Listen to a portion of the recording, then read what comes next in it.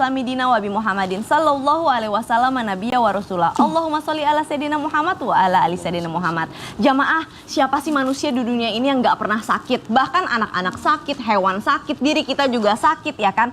Tapi kadang-kadang kalau kita sakit itu kita ngeluh, maaf, misalkan kita seorang pekerja nih gitu ya. Terus tiba-tiba, duh ini gara-gara sakit jadi kerjaan aku nggak beres deh. Deadline yang bisa harusnya aku kerjain semua jadi nggak bisa deh gitu. Jadi bukannya kita beristighfar atau mawas diri gitu ya, tapi malah yang ada menyalahkan diri sendiri. Naudzubillahi min dzalik, naudzubillah, bahkan berani menyalahkan Allah. Kenapa sih Allah ngasih penyakit ini ke aku tuh, tetangga aku pada sehat semua tuh. Nah, makanya tema kita pada pagi hari ini adalah sakit itu bukan hukuman, tapi ampunan. Nah, berarti deadline, mati, line garis. Bukan? Jangan dong, deadline, garis apa ya deadline ya? Ya pokoknya waktu yang harus mengumpulkan tugas lah intinya. Garis mati bener. Oh, garis mati bener ya? Udah melewati garis mati. Oh iya benar, waktunya udah mati harus kumpulin tugasnya, betul juga ya. Bersama dengan guru-guru kita tentunya ada Ustazah Lulu. Assalamualaikum. Masya Allah, ada Habib Muhammad Syahab dan juga ada Ustadz Syam. Pertama-tama kita tanya dulu nih sama Ustadz Syam. Yes, siap. Ustadz, bener nggak sih kalau misalkan kita sakit katanya penggugur dosa? Iya apa enggak sih? Terus kalau apa jangan-jangan itu sebuah peringatan dari Allah Subhanahu Wa Taala? Kalau memang iya, ada nggak sih dasar dalilnya? Mohon tausiahnya. Bismillahirrahmanirrahim. Tapi guruku Habib Muhammad, Ustazah Lulu, Masya Allah, tabarakallah, sehat ya, Ustazah. Alhamdulillah. 3 kali puasa, 3 kali lebaran gitu ya. Aduh, ya Salam Allah. tempelnya Bang. Salam tempel. Kak Caca yang dimuliakan Allah Subhanahu Wa Taala serta guru-guru kami yang dimuliakan Allah Subhanahu Wa Taala. Jamaah Islam itu indah, yang insya Allah di pagi hari ini menemukan jawaban atas segala gundah gulana yang dirasakan selama ini. Misalnya ada yang merasakan sakit yang sudah menahun sakitnya, dia berobat kemana-mana belum disembuhkan oleh Allah Subhanahu Wa Taala. Padahal Allah Subhanahu Wa Taala sendiri yang berjanji dalam Al-Quran, ba'da naqul a'udzubillahi minasyaitonir rajim, wa idza maridtu fahuwa yashfin. Kalau aku sakit, dialah Allah yang maha menyembuhkan. Maka kita mesti meyakini daripada ayat tersebut. Alhamdulillah wassalatu wassalamu ala Rasulillah Sayyidina Muhammad ibni Abdillah, la hawla wa la quwwata illa billah. Allahumma salli ala Sayyidina Muhammad wa ala alihi wa sahbihi ajma'in. Jamaah Islam itu indah yang dimuliakan Allah Subhanahu Wa Taala. Betulkah sakit itu adalah penggugur dosa? Betulkah sakit itu adalah pelebur dosa? Kalau ditanyakan betul, maka jawabannya adalah Nabi SAW mengingatkan, tidaklah seseorang tertimpa rasa sakit, seorang yang beriman, seorang mukmin tertimpa rasa sakit yang terus menerus, kemudian dia kepayahan, penyakit dan juga merasa sedih di dalam dirinya, bahkan sampai kesusahan yang menyusahkannya, melainkan akan dihapuskan dengannya dosa-dosanya. Jadi dari sakitnya bisa dihapuskan dosanya, dari kepayahannya bisa dihapuskan dosanya. Orang yang keluar rumah untuk mencari nafkah yang halal, guna memberi nafkah yang halal terhadap keluarganya, dalam kerjanya dia capek, payah, itu penghapus dosa, subhanallah. Orang yang menuntut ilmu sampai keluar negeri, ke negeri Yaman misalnya, ke Hadramaut, kemudian dia ke Mesir, ke Madinah, ke Makkah, ke luar negeri, dia capek hatinya, rindu sama keluarganya, tapi dia keluar negeri untuk menuntut ilmu, maka capeknya itu penggugur dosa, subhanallah. Ada orang berusaha ke sana kemari, ke rumah sakit ini, ke rumah sakit ini, dia berusaha mencari obat yang terbaik, dia tidak putus asa dalam ikhtiarnya berobat. Lalu dia capek dalam perjalanannya ini, kadang-kadang menyerah tapi kembali lagi berhusnudzon pada Allah, maka itu menjadi pelebur dosa, kata Nabi SAW. Jadi bukan yang sakit lalu diam aja, nggak apa, biarlah ini jadi pelebur dosa saya.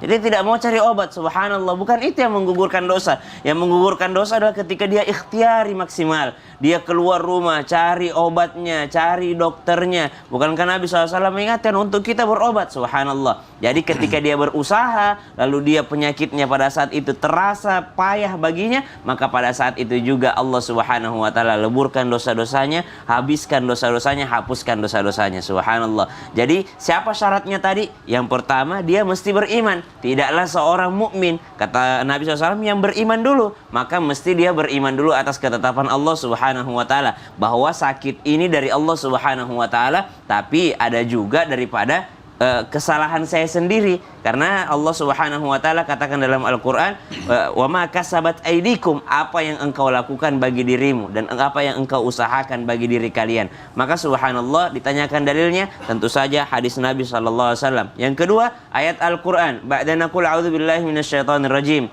Ma asaba min musibatin illa biiznillah. وَمَنْ يُؤْمِنْ بِاللَّهِ يَهْدِ قَلْبَهُ. Tidaklah sebuah musibah menimpa seseorang kecuali itu atas izin Allah Subhanahu wa taala. Wa may yu'min billahi yahdi qalbah. Siapa yang beriman kepada Allah Subhanahu wa taala, Allah akan tuntun hatinya, subhanallah. Jadi meskipun tangannya sakit, kalau hatinya bahagia, biasanya itu yang akan menyembuhkannya. Wallahu taala alam. Masya Allah, tabarakallah. Jadi nggak harus yang luka berdarah-darah, tapi lelah, capek aja juga itu insya Allah jadi penggugur dosa ya. Tadi Nabi SAW katakan kepayahannya, capeknya, guna di jalan Allah itu menggugurkan dosa. Insya Allah, amin. Jazakallah khair, Ustadz Syam. Nah, Ustazah Lulu, Ya. tadi kan kalau kata Ustadz Syam, lelahnya aja tuh sebenarnya bisa menjadi penggugur dosa. Lelah lillah ya. Ya. Masya Allah. Tapi gimana kalau orang udah lelah, capek, ngeluh, marah-marah sama Allah. Misalkan ada orang asam urat nih, sakit asam urat. Kan kalau mau kerja jadi susah, jadi sulit kan. Nah itu gimana? Gimana jadi tetap bisa jadi penggugur dosa atau malah nambah-nambahin dosa atau bagaimana sih Ustazah? Mohon tausiahnya. Terima kasih, izin Anda berdiri ya para Ustadz. Bismillahirrahmanirrahim. Assalamualaikum warahmatullahi wabarakatuh. Waalaikumsalam warahmatullahi wabarakatuh. Hamdan wa syukranillah wassalatu wassalamu ala rasulillah amma ba'du. Pemirsa yang dirahmati Allah, insyaallah mudah-mudahan sehat, berkah, panjang umur dalam taat. Alhamdulillah ketemu lagi dengan Ustadz Syam. Masya Allah, Habib, cori-cori, cupke-cupke, makin hari makin oke.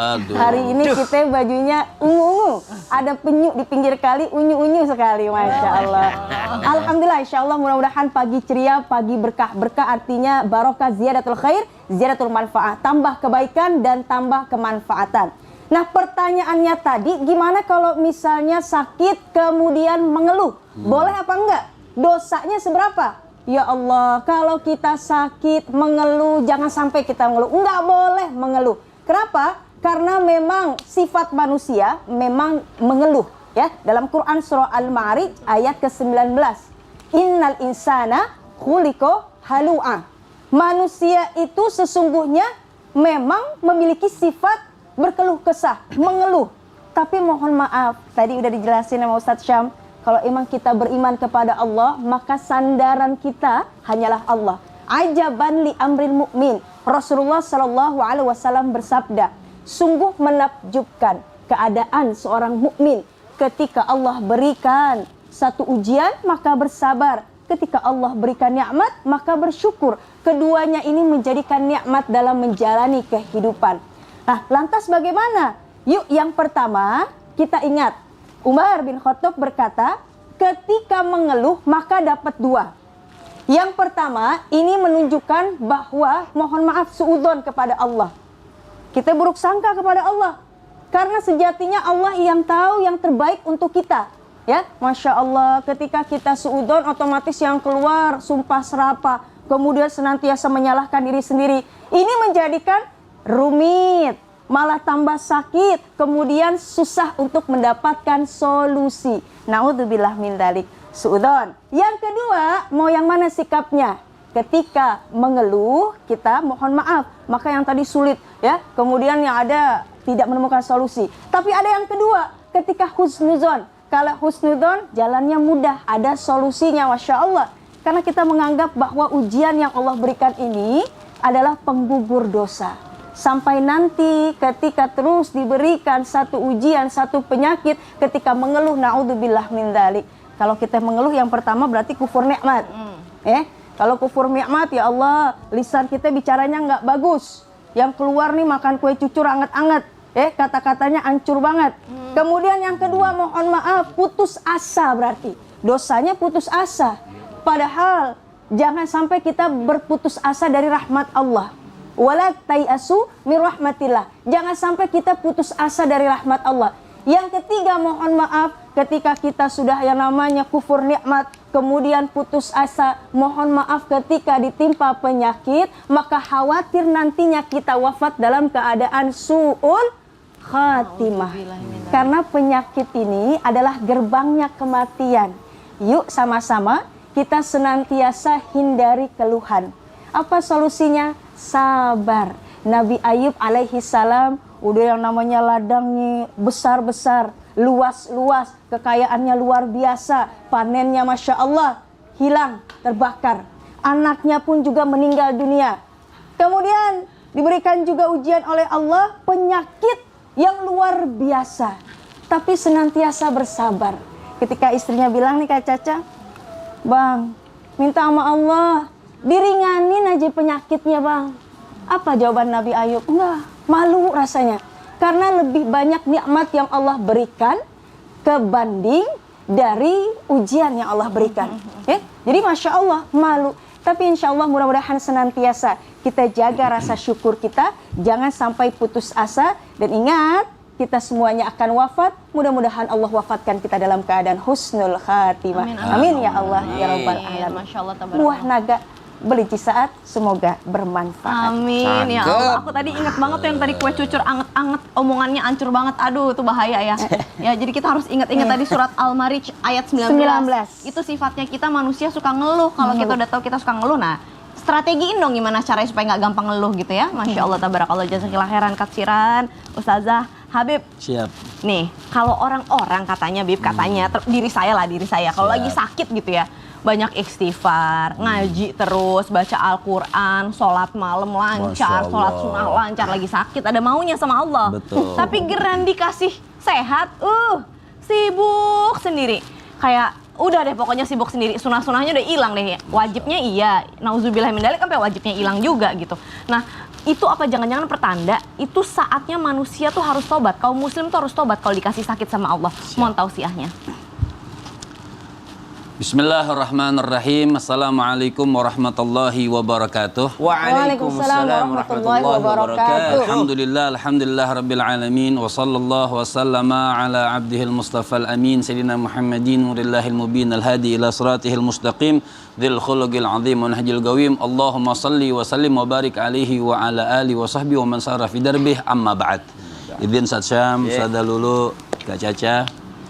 Kue cucur anget banget. Apa tuh? Omongannya hancur banget. Enak. Oh, Ya Allah, kirain mau pantun. Memang terkadang manusia ini, makanya Hatim Al-Asam, Imam Hatim Al-Asam mengatakan la ya'rifu gadra seha illa ahlul marda. Orang itu tidak tahu kadar nikmat sehat yang dia harus bersyukur, seperti apa yang ditanyakan oleh Kak Caca tadi. Orang itu la ya'rifu gadra seha. Manusia itu kadang nggak tahu kadar kesehatan, nikmat kesehatan yang Allah Subhanahu wa taala berikan kepada kita, illa ahlul marda, kecuali kalau dia sudah dikasih sakit. Ketika orang sudah dikasih sakit, baru tahu nih, makanya orang-orang itu baru tahu nih nikmat sehat itu betul-betul nikmat dari Allah Subhanahu wa taala ketika mereka sedang dalam keadaan diuji sakit oleh Allah Subhanahu wa taala. Sebenarnya nggak salah misalnya orang sakit kemudian dia rajin ibadah. Ya sebenarnya nggak salah, boleh-boleh saja. Tapi jangan sampai ketika sehat lupa sudah ibadah kepada Allah Subhanahu wa taala. Saya punya guru Al-Imam Al-Habib Abdurrahman bin Ahmad bin Abdul Qadir As-Segaf, seorang alim. Beliau meninggal tuh kalau tidak salah 105 tahun umurnya.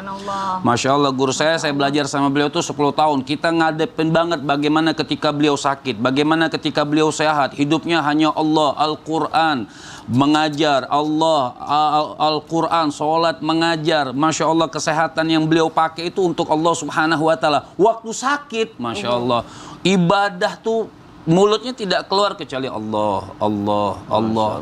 Ini orang-orang yang betul-betul cinta kepada Allah. Jangan nikmat, tadi katakan kufur nikmat, cuma nikmat saja kita nikmatin, tapi jauh. Sampai juga dikatakan oleh Allah Subhanahu wa taala pernah mewahyukan kepada Nabi Allah Daud alaihissalam. Apa kata Allah Subhanahu wa taala? Ya Daud, sampaikan kepada hamba ini, mereka cuma minta haknya, tapi tidak menunaikan hak aku. Jadi ketika sehat, kita tidak menunaikan haknya Allah Subhanahu wa taala. Ketika sakit minta haknya dia sebenarnya, bukan mintanya haknya Allah. Artinya minta disehatkan lagi, minta disembuhkan lagi, dihindarkan dari penyakit. Itu kan minta haknya dia supaya sembuh, bukan minta haknya Allah Subhanahu atau menunaikan haknya Allah Subhanahu wa taala. Ibadahnya untuk haknya dia, mendapatkan haknya dia dari Allah Subhanahu wa taala. Nah, ini yang kita ingat, makanya Nabi SAW mengatakan ittaqillah fi usrik wa yusrik. Apa kata Rasul SAW? Bertakwalah kau kepada Allah, ibadahlah engkau kepada Allah Subhanahu wa taala di saat senangmu dan di saat susahmu. Senang, kita ingat kepada Allah Subhanahu wa taala. Ketika kita lagi susah, juga ingat kepada Allah Subhanahu wa taala. Bukan hanya lagi susah saja ingat, tapi nggak salah. Orang lagi sakit ibadah, karena di situ Allah Subhanahu, intinya di situ Allah Subhanahu wa taala ngingetin kita. Jangan sampai kita selalu lupa kepada Allah Dan Subhanahu wa taala. sebenarnya itu kita menjalankan haknya diri kita. Haknya diri kita kan kita minta sehat. Jadi bukan keperluannya Allah sebenarnya Bukan ya. kita ibadah kan Untuk diri kita Untuk diri sebenarnya. kita, betul. Jazakallah khairan. Terima kasih banyak Habib. Masya Allah tabarakallah. Nah nih ada pertanyaan nih Bib nih. Ustazah Lulu nih dari Instagram hamba Allah nih. Assalamualaikum Ustaz, saya pengen nanya. Waalaikumsalam warahmatullahi wabarakatuh. Katanya sakit itu betul sebagai pelebur dosa. Kalau semisal saya pura-pura sakit, apakah bisa jadi pelebur juga? Tolong dijawab Ustadz, soalnya saya juga udah bingung nih gimana itu. Ustadz, siap coba. Pura-pura aja. Kalau pura-pura bukan pelebur, mending berlibur. Gitu. Lah, tunggu dulu, Ustadz ini belum selesai jawab dulu ini gimana jadi? Aduh, Bib, kalau gitu kita Ini gimana nih? jamaah jangan kemana-mana. Setelah ini akan kita bahas lagi. Kalau pura-pura sakitnya 10, tapi dibilangnya 20 atau 30. Nah, gimana sih sebenarnya dalam pandangan Islam? Jangan kemana-mana, tetap di Islam itu indah. Jamaah, alhamdulillah. Ih, Ustadz Syam kok malah udah